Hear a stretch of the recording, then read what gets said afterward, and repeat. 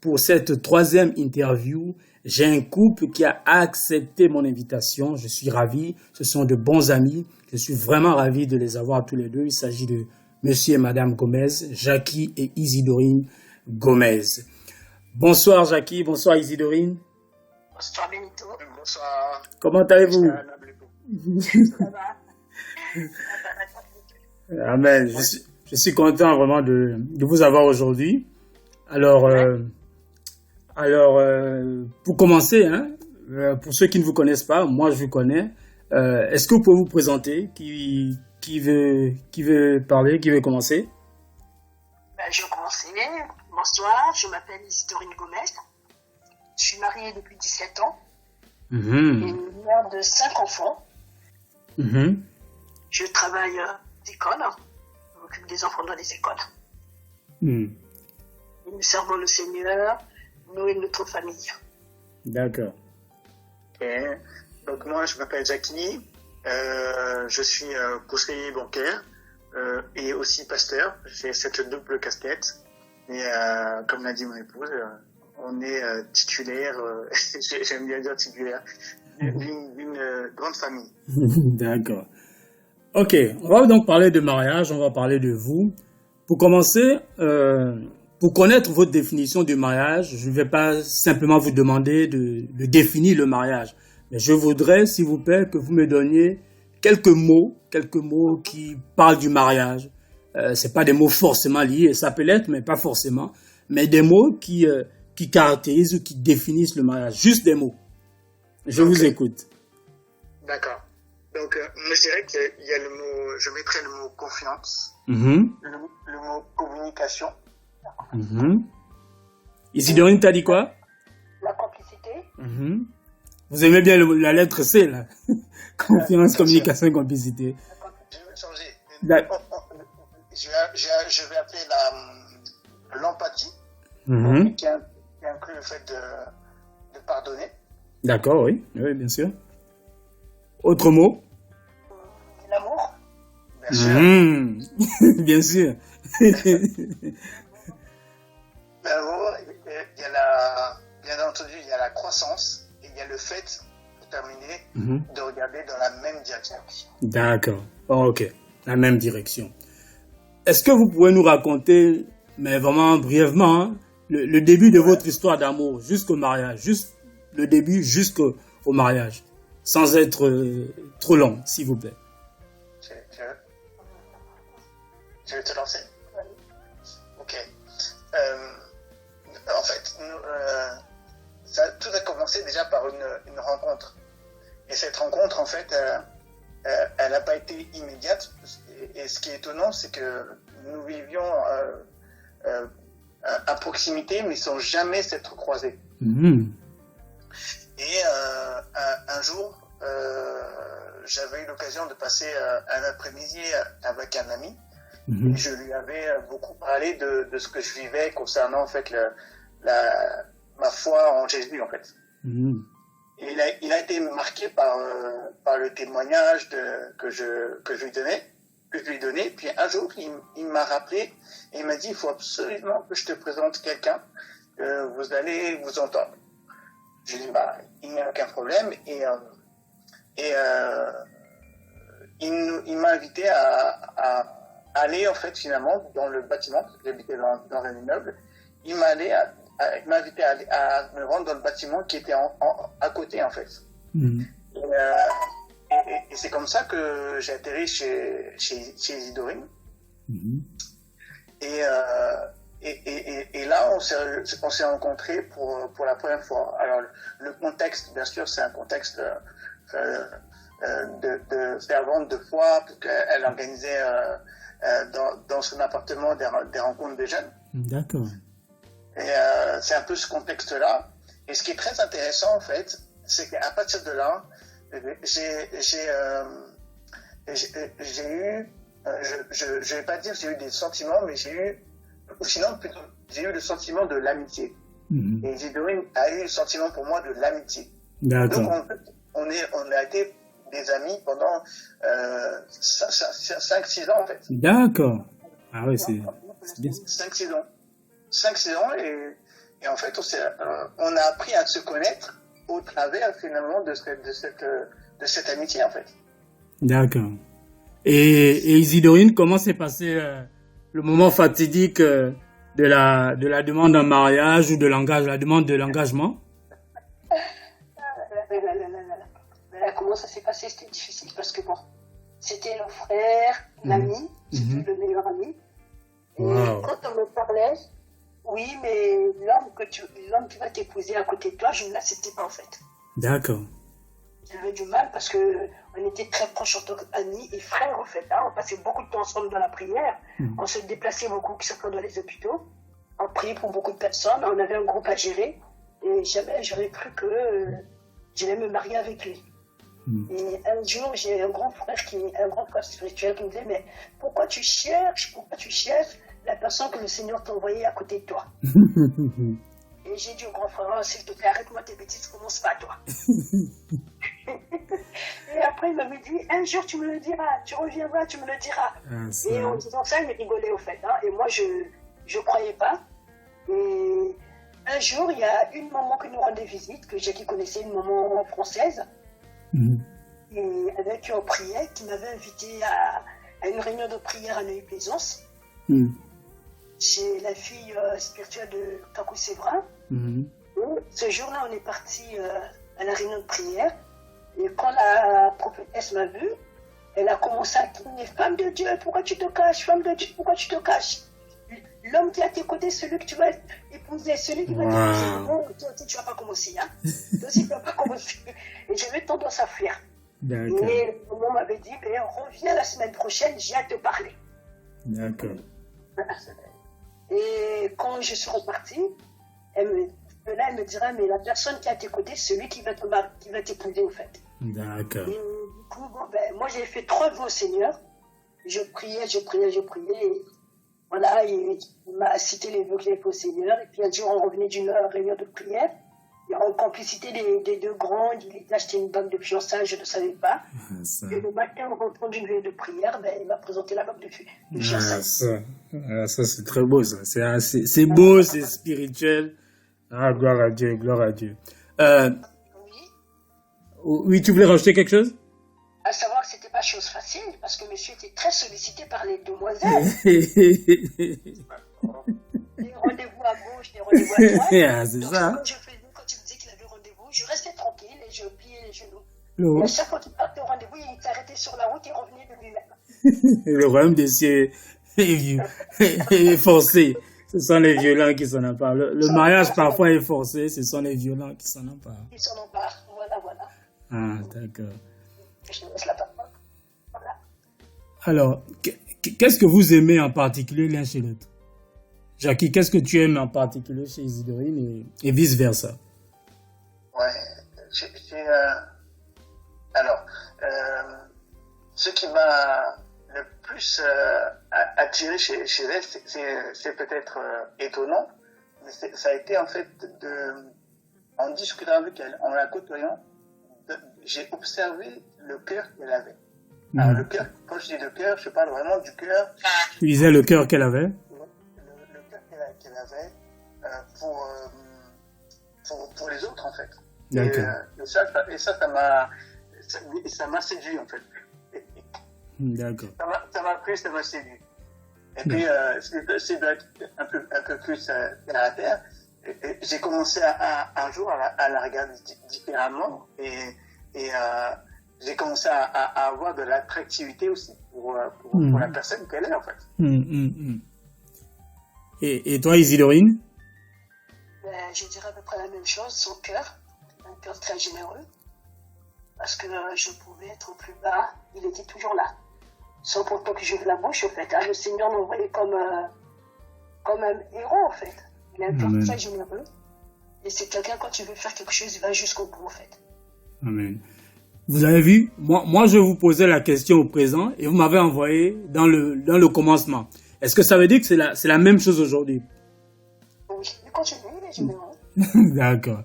Maintenant que je me suis obligé de s'y rappeler la vis, mais... Non, mais c'est vrai, c'est une très bonne question. Est-ce qu'aujourd'hui c'est la même chose? Je dirais que bien sûr qu'on a changé et que on a grandi au travers de nos erreurs, de nos mouvements, et puis et aussi de nos réussites. Hein. Je dirais que ce que j'aime beaucoup aujourd'hui chez elle, c'est que c'est une femme résiliente. Elle a su faire le dos rond quand l'orage était là, quoi. Elle n'a pas lâché l'affaire, alors que je pense que d'autres femmes auraient pu abandonner bien avant. D'accord. Au bout de plusieurs années ensemble, j'ai deux questions. Pour la première, c'est comment ne pas tomber dans la monotonie dans laquelle certains couples tombent? Ça, c'est la première question. Et la deuxième, c'est que tu as parlé d'erreurs, comme tout le monde en fait. Quelle est la principale erreur que vous avez commise, soit en commun, soit individuellement? Donc, première question, comment ne pas tomber dans la monotonie? Qui veut prendre cette question? Et l'autre prendra la deuxième question. Quelle est la principale erreur que vous avez commise et que vous avez, j'imagine, corrigée depuis? C'est de passer du temps ensemble, hors de la maison. Se consacrer du temps pour nous deux, en fait. Hein. Yes. Savoir sortir de la maison, aller dehors, discuter, apprécier des moments qu'on passe ensemble, yes. Autour d'un restaurant. Et ça restaure le couple, au fait. Ouais, c'est vrai. Quel que soit le problème qu'on peut avoir, le fait de sortir de la maison, se retrouver au resto, prendre un petit verre, ça nous permet de vider notre sac et ça nous permet de revoir les choses qu'on ne voyait plus, et puis d'aller de l'avant, de voir que le sentiment est là, et c'est parce qu'on s'enferme trop dans la maison, on se laisse aller, et ça, c'est pas une bonne chose. Amen.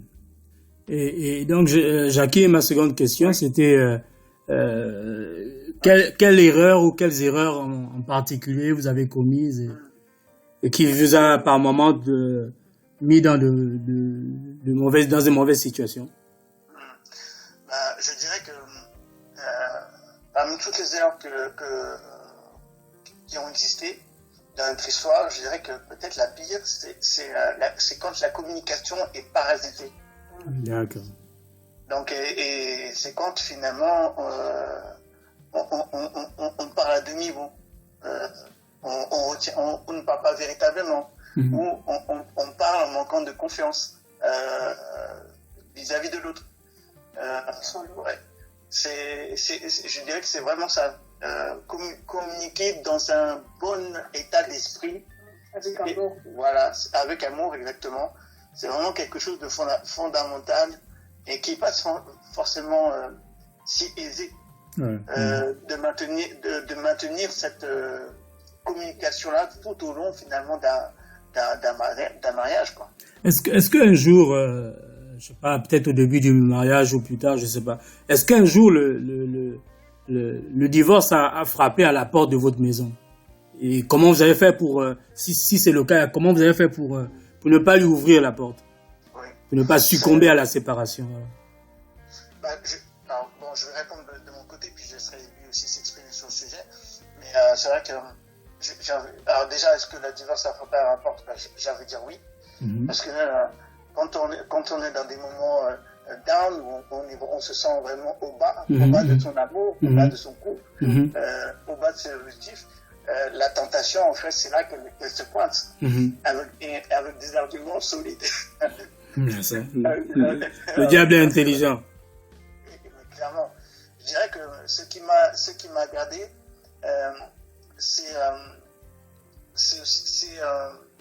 dans ces moments-là, c'est important d'avoir un entourage de confiance sur lequel je peux véritablement compter. C'est-à-dire que j'avais besoin d'avoir à ce moment-là des gens autour de moi qui avaient une expérience du mariage, une expérience réussie, et qui, comment dire ça, me rappelaient que même si je vois à aujourd'hui l'épreuve comme quelque chose d'énorme, dans le temps, je m'apercevrais que c'était même pas ça n'avait même pas la taille d'un caillou.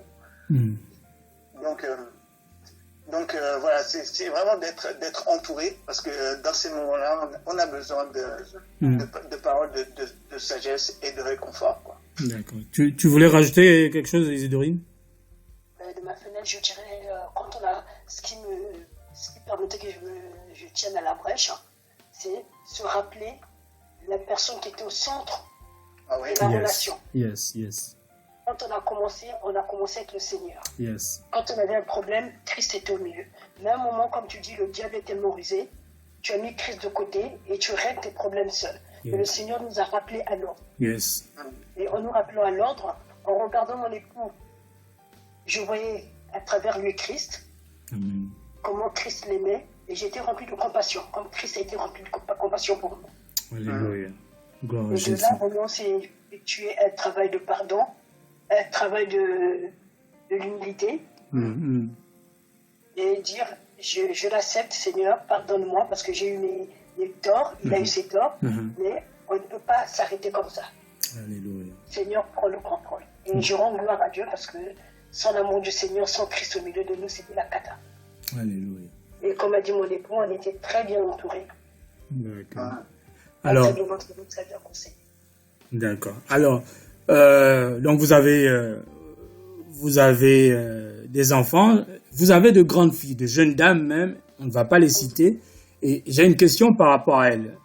Jackie, quelles sont tes attentes pour tes filles en ce qui concerne le mariage? Et Isidorine, ma question c'est, si tu en as une, quelle est la phrase que tu leur répètes sans cesse, que tu leur répètes souvent au sujet du mariage ou des hommes? Quel est le principal conseil que tu leur donnes à ce sujet? Donc, Jackie, c'est les attentes. Isidorine, c'est, est-ce que tu as une phrase que tu répètes sans cesse ou un conseil que tu leur donnes en particulier? Je vous écoute. Je vais commencer. Je dirais qu'au niveau des attentes, aujourd'hui, déjà, je bénis Dieu des jeunes femmes qu'elles sont devenues. Je vois vraiment la réalisation d'une partie de ce que je souhaitais pour elles. Et donc cette partie cette autre partie qui est la question du mariage, mon souhait pour elles, c'est qu'elles ne se trompent pas et qu'elles aient vraiment le regard vif, l'intelligence et le discernement en fait, pour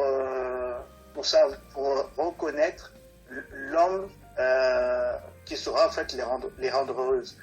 Donc moi ce que je souhaite c'est véritablement qu'elles s'épanouissent, qu'elles soient heureuses dans leur couple, dans leur ménage et dans leur mariage, et qu'elles soient en fait, et que Christ soit vraiment au centre de leur mariage. Parce que notre vie nous rappelle que si ce n'est pas le cas, tu es rapidement englouti quoi. Amen. Qu'il en soit ainsi au nom de Jésus.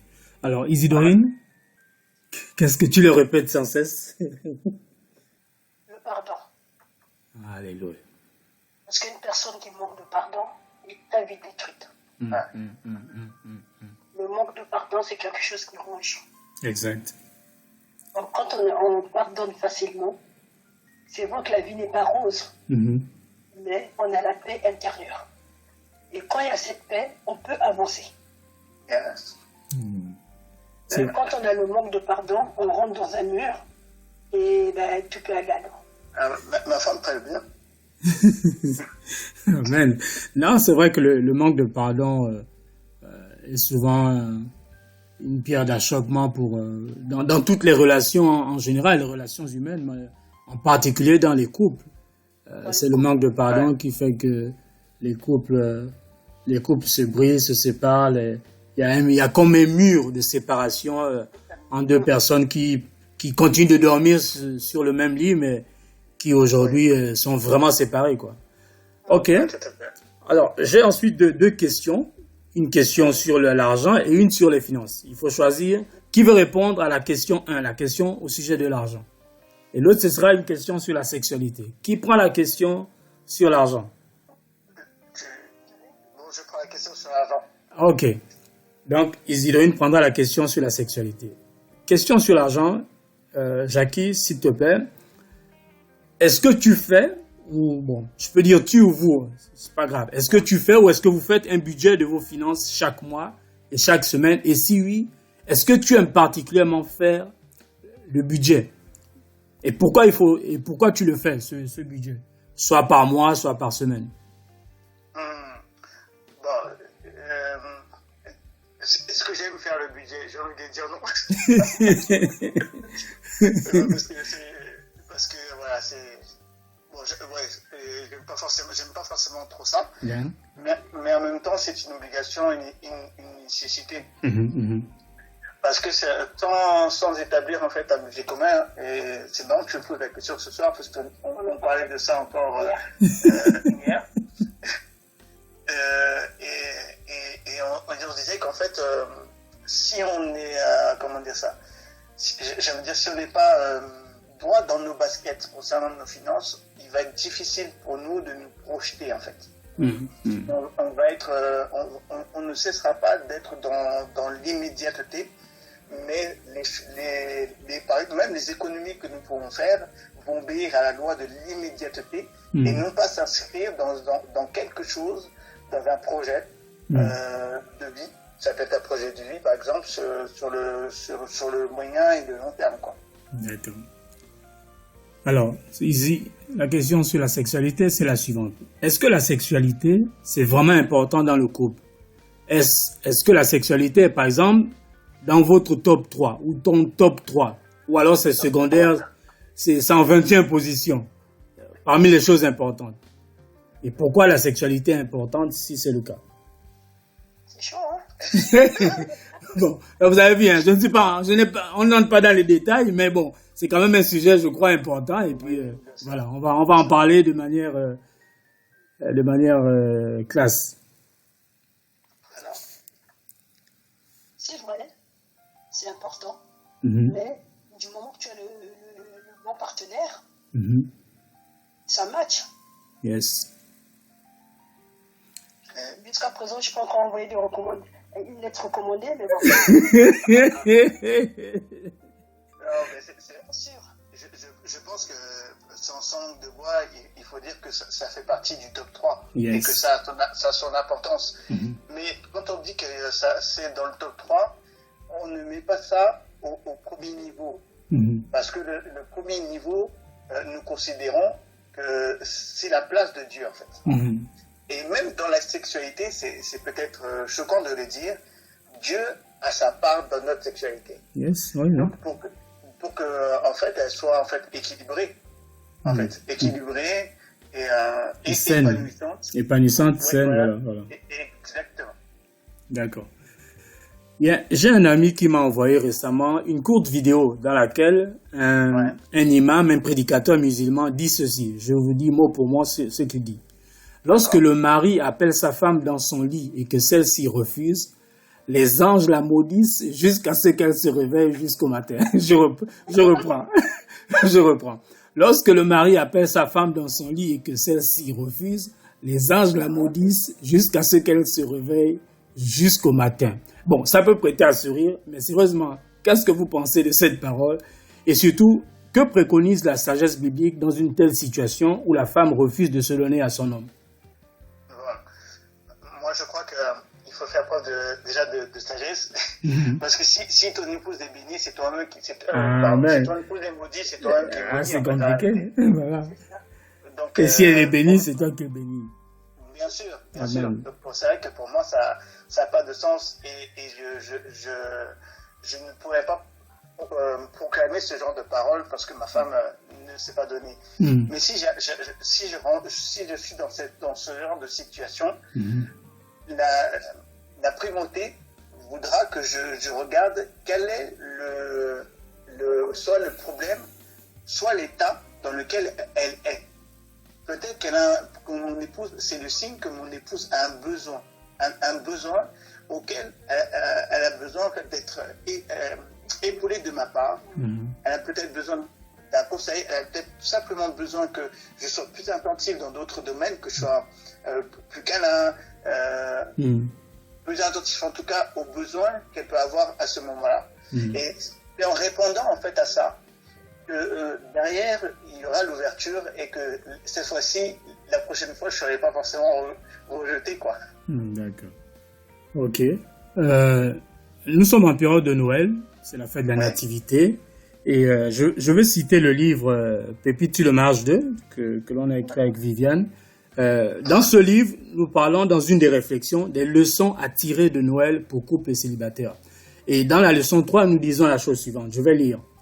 Comme Marie, une épouse spirituelle laissera Dieu convaincre son homme lorsqu'une situation de divergence se présentera dans le couple. Je ferme les guillemets. Bon, nous connaissons l'histoire. C'est Joseph qui apprend que Marie est enceinte, il veut se séparer d'elle. Et malgré les arguments, les prophéties et les témoignages de Marie, il veut se séparer. Et donc, Marie, ce n'est pas Marie qui va directement convaincre son homme. Il y a des moments où la femme a tout à fait raison, mais l'homme n'est pas convaincu. Alors, Isidorine, comment tu fonctionnes lorsque tu sais que tu as raison, mais que ton mari n'en est pas convaincu? Est-ce que tu continues de persister ou bien comme mari, tu laisses... Comment tu fonctionnes? Ou comme mari, tu laisses Dieu convaincre ton homme?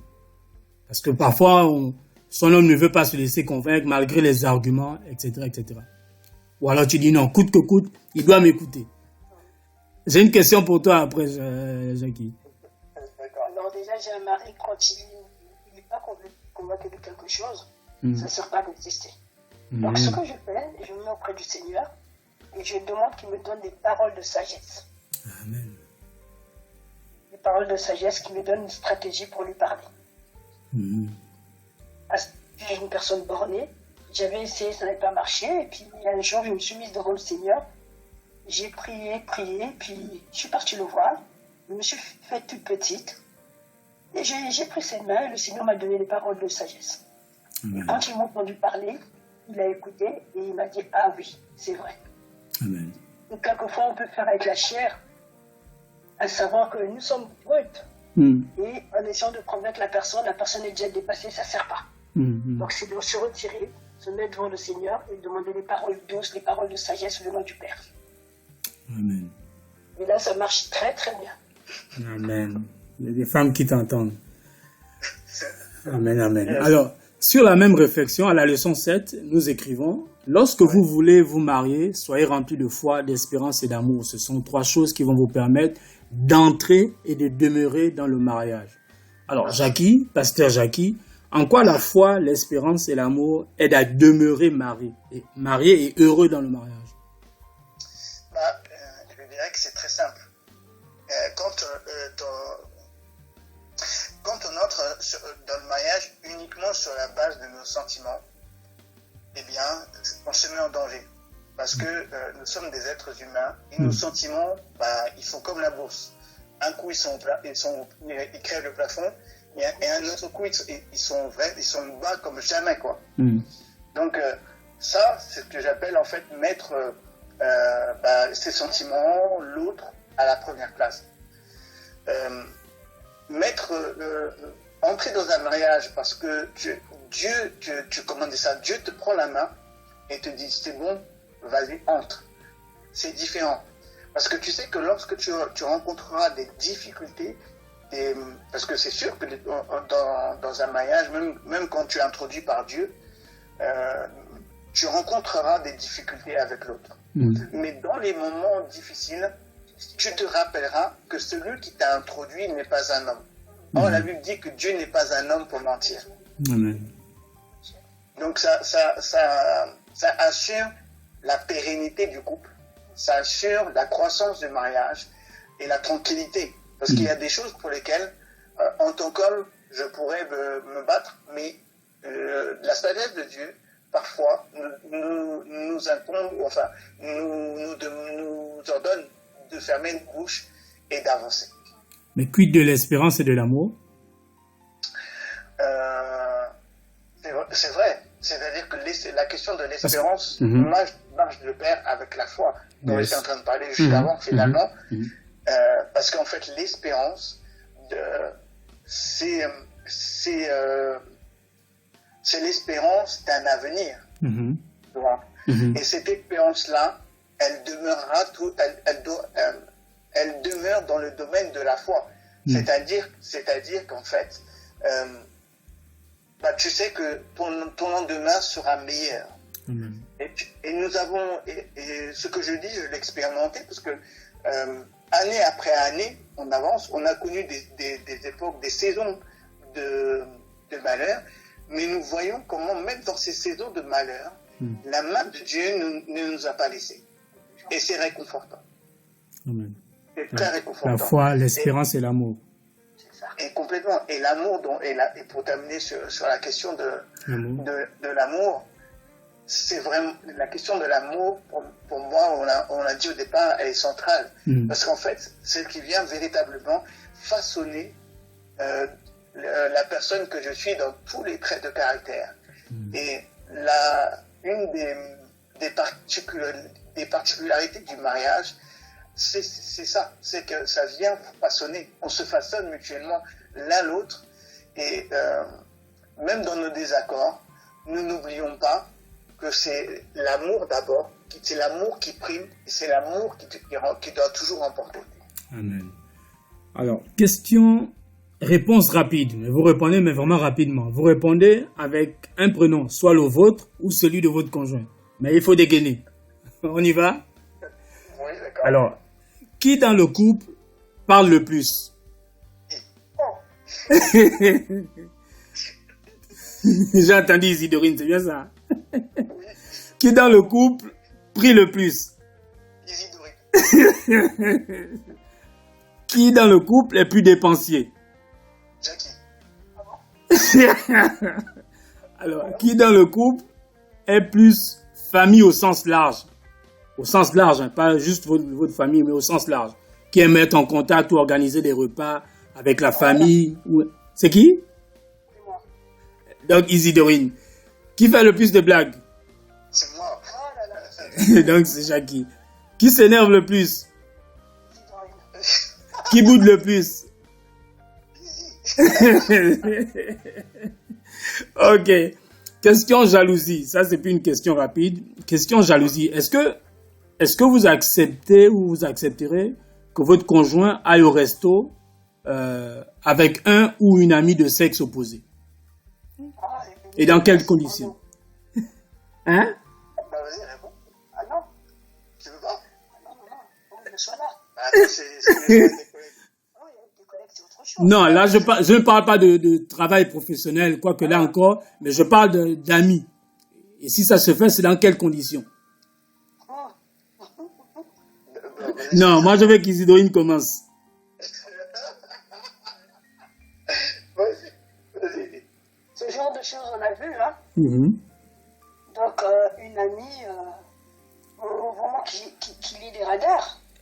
Non, enfin, grosso modo, tu n'aimerais pas. Non, pas du tout. Jackie. Pourquoi? Bah, je comprends la réticence d'Izzy. Après, après, il peut y avoir différents contextes. Parce que, par exemple, dans le cadre pastoral, Oui. bon, là, je sors un peu de ta question, parce qu'effectivement, dans le cadre pastoral, ce n'est pas une amie. D'accord. Oui, mais vas-y. Oui. Mais bon, pour vraiment répondre à ta question, je comprends en fait ces craintes, et je pense que de son côté, si elle devait sortir avec quelqu'un de sexe opposé, je manquerais déjà 2, 3 ou 4 fois de savoir quel est l'objet de cette rencontre, quoi. Voilà, puis pour décider et pour lui dire, bah écoute, je trouve que votre rendez-vous a du sens ou n'a pas de sens. D'accord. Ok. Avez-vous un couple modèle ou un couple que vous admirez pas mal? Ça peut être individuellement. Est-ce que toi, Isidorine, il y a une femme qui t'inspire? Ou même toi, Jackie, est-ce qu'il y a un homme qui t'inspire? Homme ou qui t'inspire en tant qu'homme ou en tant qu'homme marié? Idem pour Isidorine. Ou est-ce que vous avez un couple modèle? J'ai mon oncle et ma tante. Mhm. Depuis que je suis toute jeune, hein, j'ai toujours été à côté d'eux. Je les ai jamais vus se disputer. Donc il y a des moments où je me demandais est-ce qu'ils sont normaux ces deux-là. Mais ma tante m'a toujours fait comprendre, quand il y a une dispute, il faut attendre d'être dans la chambre, de fermer la porte et de régler les comptes. Wow. Et pour moi, c'est vraiment un modèle. Parce que même quand il y a des conseils, ils sont toujours là pour donner des conseils. Et à travers leurs conseils, on sent l'amour de Christ, au fait. On sent la chaleur humaine qui est là, la chaleur. Quelque chose que je ne peux pas expliquer. Tu sens que, voilà, fais marche arrière. Voilà. Et toi, Jackie, est-ce que c'est un autre couple ou bien est-ce que tu as un homme qui t'inspire en particulier? Ah oui, ouais, j'ai qui est un modèle. Et bizarrement, bon, c'est par rapport à sa propre cette situation personnelle, c'est quelqu'un aujourd'hui qui est veuf. Et il a toujours été un modèle par rapport à la résilience dont il a fait preuve. Il a en tout cas, être un homme avec les lettres d'or, je les ai vus chez cet homme-là. D'accord. Alors, on est presque à la fin. J'ai peut-être ma dernière question, avant la question finale. Vous êtes marié. Vous savez que moi, en tant que Mister Anablepo, je suis vraiment pour le mariage, j'encourage les célibataires à se marier. Quel conseil vous donnez aux célibataires pour qu'ils se marient? Vous savez que dans l'église en particulier, il y a beaucoup de célibataires, hommes, femmes surtout. Quel conseil vous donnez aux célibataires qui depuis des années veulent se marier? D'apprendre à se connaître. Avant d'être monsieur, madame, c'est d'abord amis, frères. Et là, on bâtit la complicité. Et laisser le Seigneur au milieu, et le reste, ça coule. Ok. Jackie? Quel conseil je pourrais donner je dirais que tout à l'heure, on parlait de foi, espérance et amour. Je pense que ce triptyque, quand on est à la recherche, en fait, de l'amour, c'est un triptyque qu'on ne doit pas oublier ou qu'on ne doit pas laisser tomber. Je remarque qu'il y a de plus en plus de personnes qui banalisent le fait que l'amour selon Dieu peut arriver en tant que célibataire. Et je peux dire ça parce que avant de rencontrer Izzy et le moment où, en fait, où Dieu m'a ouvert les yeux sur mon épouse, j'avais tenté des choses, en fait. Mais quand Dieu m'a ouvert les yeux sur mon épouse, j'ai compris que cette femme-là, c'était la femme de mon destin. Et cette sorte de conviction, je crois qu'elle est accessible à tout un chacun. Alors, j'ai une question finale, hein, c'est vraiment pour conclure. Est-ce que vous avez un dernier mot? Quel message? Qu'est-ce que vous voulez rajouter? Peut-être qu'on n'a pas abordé, qu'on n'a pas dit, que vous estimez important pour comprendre et apprécier le mariage ou la vie de couple. Un dernier mot avant de conclure. Un dernier mot pour conclure, pardon. Moi, je pense que bon, je ne vois pas particulièrement ce qu'on peut ajouter, mais j'aimerais simplement encourager, en fait, les célibataires à croire que il y a, en fait, une personne qui n'est pas parfaite, qui est destinée pour eux, et qu'ils croient, ça c'est une chose peut-être facile, mais qu'ils croient en eux-mêmes, c'est-à-dire dans la valeur ajoutée qu'ils pourront être dans le mariage. Et je les invite, alors qu'ils sont en train de chercher l'âme sœur, à travailler sur eux-mêmes, de telle sorte qu'ils soient véritablement une plus-value, une valeur ajoutée dans le cadre du mariage. Amen. Izzy, tu veux rajouter quelque chose? Ou bien tu partages ce que ton homme a dit? Je suis d'accord avec mon époux, à savoir que deux personnes viennent de différentes familles et chacun vient de le mariage avec ses bagages. Amen. Et quand deux personnes se rencontrent, les bagages, les problèmes, on les ramène dans le couple. Mais s'il n'y a pas Christ, ces bagages vont se mettre ensemble et vont créer des dégâts. Mais seul Christ peut briser ces bagages. Amen. Ok, encore merci à tous les deux. Merci à Jackie Isidorine Gomez pour ces mots. C'est un plaisir, c'est une bénédiction vraiment de vous écouter. Vraiment une prochaine fois, j'espère. Une prochaine fois, vraiment, c'était un plaisir. Non, en tout cas, un plaisir partagé et merci Ça fait plaisir de l'invitation. Et ça renouvelle encore l'amour pour mon conjoint. Amen, amen. Gloire à Dieu. Gloire à Dieu. Je vous en prie. Alors, c'était Pépite sur le mariage avec Mister Anablepo.